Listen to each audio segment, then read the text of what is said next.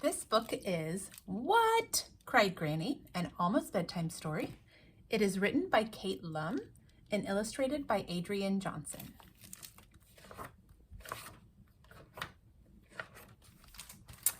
Once upon a time, there was a boy named Patrick who was having his first sleepover at his granny's house.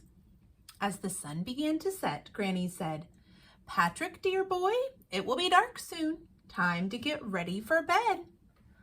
"But Granny," said Patrick, "I don't have a bed here." "What?" cried Granny. She ran out to her yard where some tall trees were growing, and she chopped one down. She carried it to her workroom, opened her toolbox, and made Patrick a fine bed.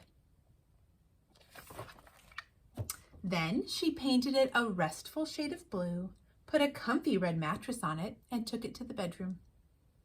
"There you are, dear boy," said Granny.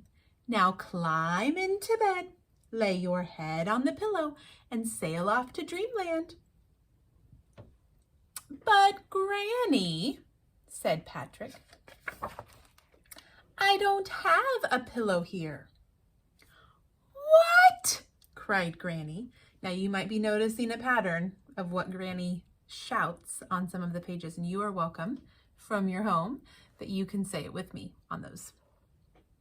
Granny ran out to her hen house, woke up the chickens, and collected a big batch of feathers. You can probably guess what she's going to do with the feathers. She took them to her sewing room where she made a bag out of cloth. Then she stuffed it with the feathers, sewed it up neatly, and gave them to Patrick. "There you are, dear boy," said Granny. "Now climb into bed, lay your head on the pillow, tuck the blanket under your chin, and I'll kiss you good night." "But Granny," said Patrick, "I don't have a blanket here." Are you ready for your part? "What?" cried Granny. She ran outside and headed for the hills where a flock of fat sheep were snoozing.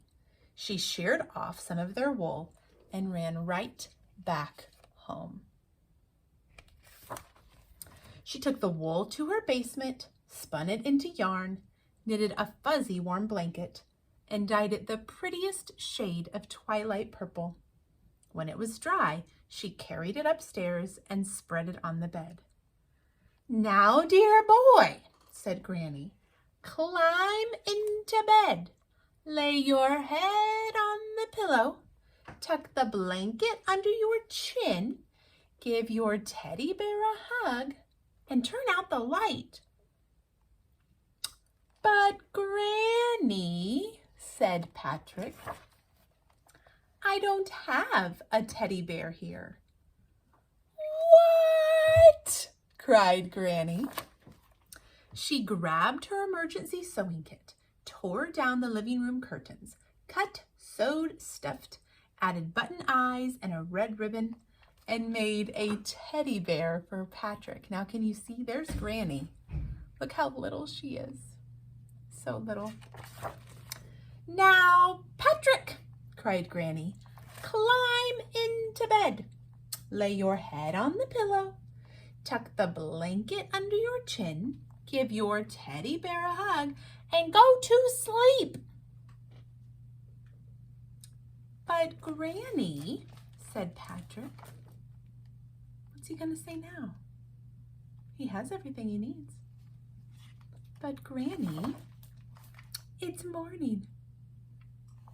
"What?" cried Granny.